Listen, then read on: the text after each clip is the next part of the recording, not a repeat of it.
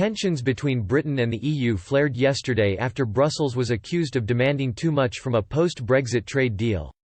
David Frost, the Prime Minister's chief negotiator, hit out at the EU for asking far more of the UK than of other countries. The latest row comes as the second round of virtual talks between Britain and the European Union close today as a June deadline looms to make progress with a trade deal.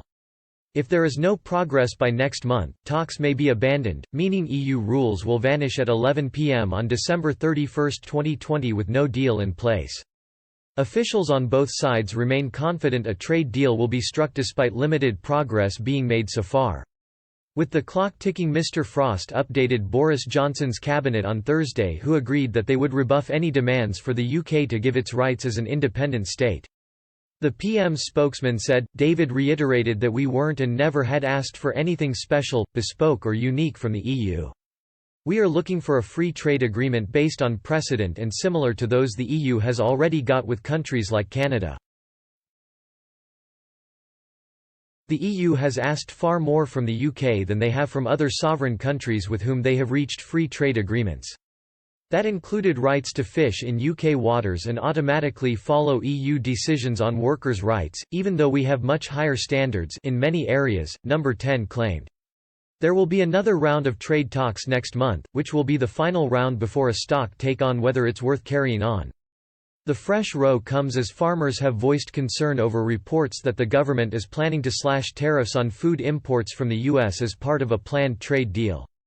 It is understood that International Trade Secretary Liz Truss is preparing a big concession package offer to Donald Trump's administration as part of negotiations with Washington, which began recently with both sides eager to do a deal before the presidential elections in November.